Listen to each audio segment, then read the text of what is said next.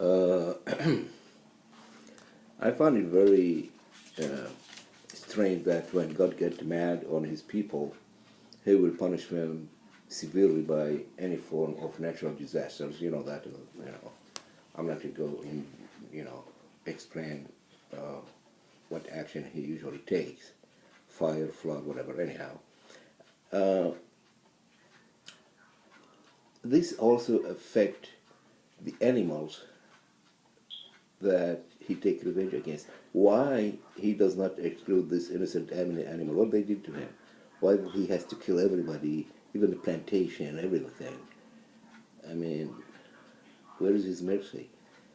This should be something that need to be looked at by the humane animal rights activists.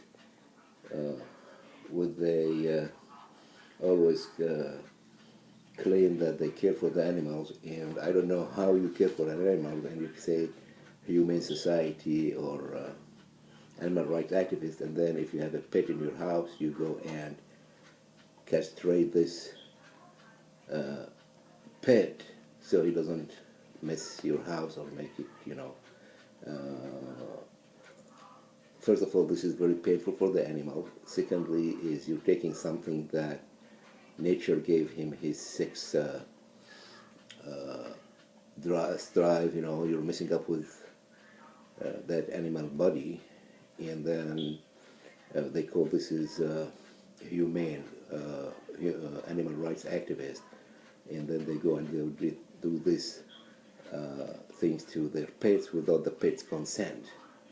If they want to do it, at least they can do is have that pet sign a piece of paper and say, yes, I do agree on that.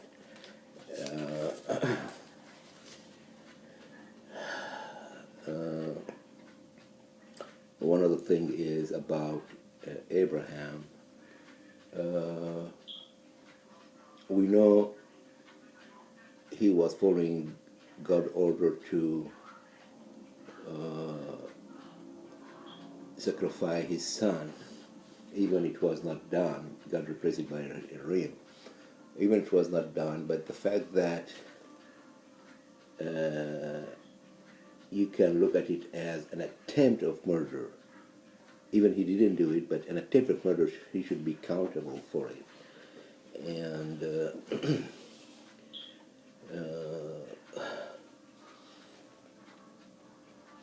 he also did something that not humanly acceptable or immoral, to have him expel his other wife, Hajar, and Ishmael from Palestine to Saudi Arabia, to Mecca, and he gave him a little bit of water, a little bit of food, and let them go by themselves to a distance that you need at least to go by today's modern transportation, use an airplane, which you have to fly over 2 hours flying. And if you have minimum standard of humanity,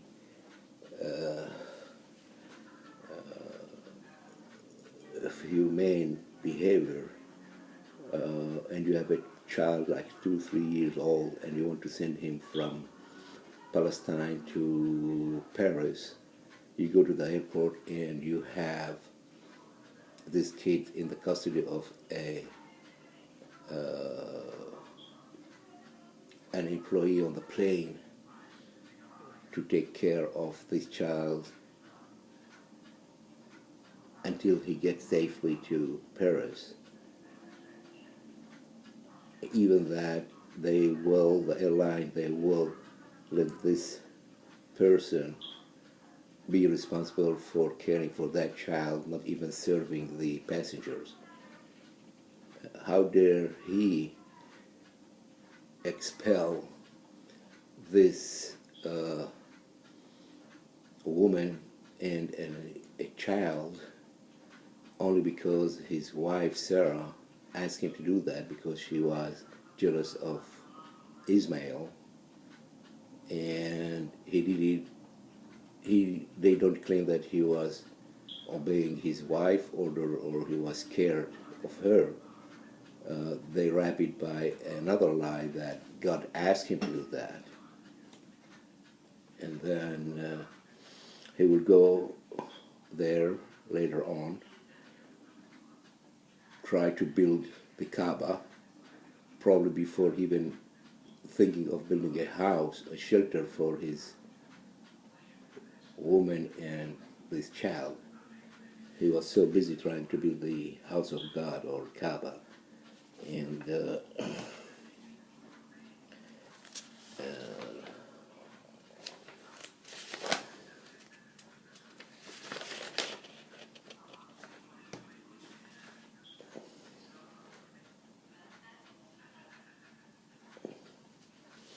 now the Muslims, they claim that that child was Ismail. The Christian, the Jews, they claim that it was Isaac. Now, why would somebody want to get the credit for this crime?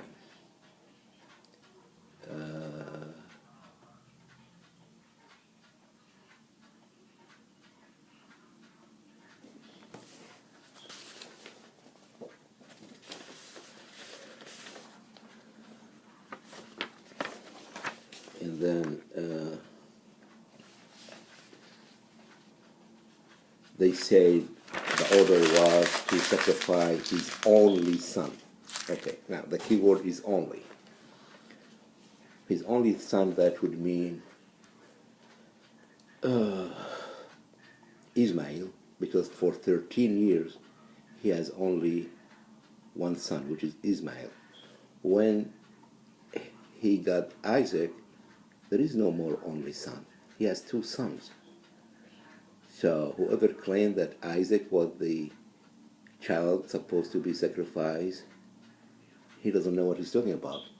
Because when you have Isaac and Ismail, Abraham does not have only son. Only son means one. And we know he has only one time, he has one son where Isaac was not born. So I would believe the Muslim story more than the Jewish story, unless they want to get that credit and they think that this is a credit that they will be proud of, which I don't agree. It's an insult, and it doesn't make any sense. And should he have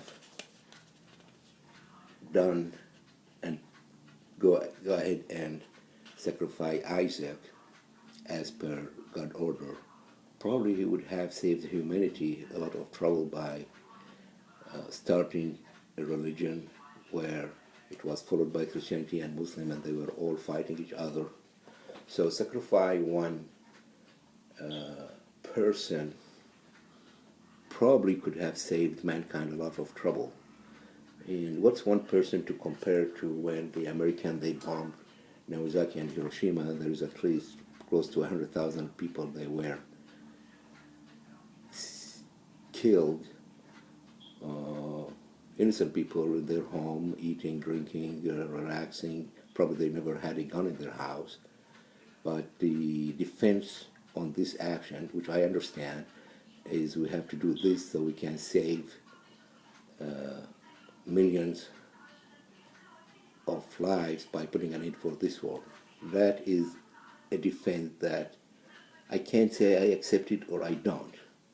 But when you compare sacrificing one person to save lives, in that case Isaac or Ismail, compared to sacrificing close to 100,000 innocent civilians to save millions of people and end the war. And again, maybe what I'm saying does not make any sense. And the right thing that Abraham could have done at that time, if guns were invented at that time, he should take his gun and shoot that God when he asked him to kill his son. That's what I would do, and that's what a normal person would do. And then he would have done a great favor to humanity by getting rid of this evil God. He could have even used a hand grenade or a machine gun to get rid of this evil God that keep asking people to kill each other. And I think that is the right way to look at it.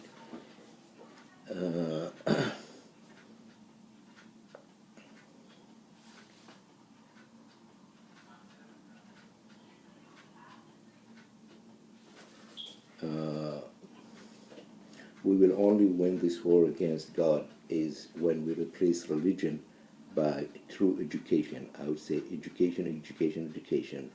That is our only weapon we can use against him. Other than that, we will never win this war.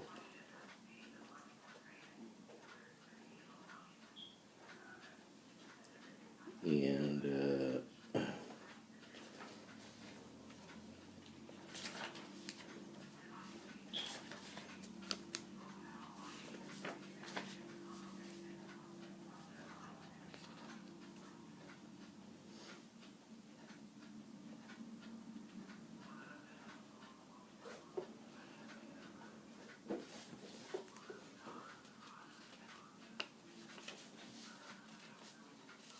and always, this is what I like to point out also, in religion, it goes like this. 2 plus 2 never equal 4. 2 plus 2 equal 5. Just keep that in mind.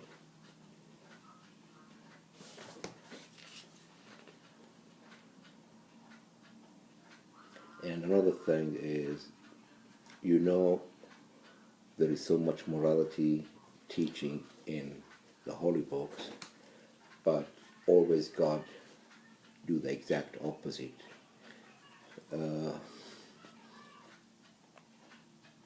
Jacob was supposed to be the founder prophet of the Judaism religion, which supposedly would be geared towards goodness. However, he blackmailed his brother when his brother was hungry and asking for food, and he was cooking food.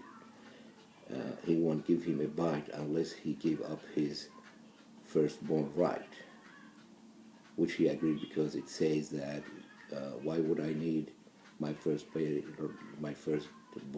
right if I'm going to die? So you see your brother hungry, and you put terms and conditions on him to feed him. If you have a cat and the cat is hungry, you would automatically, with your good heart, try to put food for a duck or for a cat or a dog. So what about your brother? This is morality.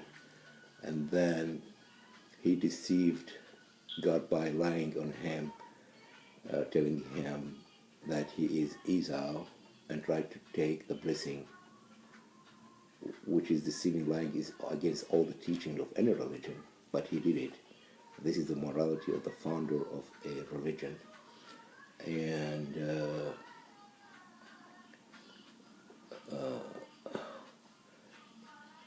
he has 10 kids that they sold their brother to as a slave because they don't like him. 10 kids, sons of a prophet, went back to their dad and lied to him. Not 9 of them or 8 or 6. All of them lied, which is supposedly against the morality of any religion, and told their dad that the beast ate him. And they showed him blood on his coat, whatever.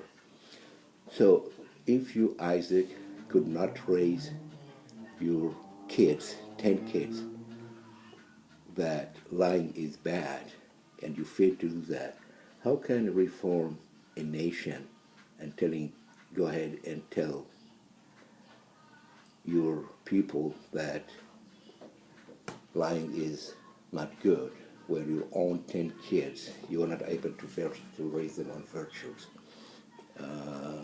This is another example of how great religion is and how it does affect our everyday life.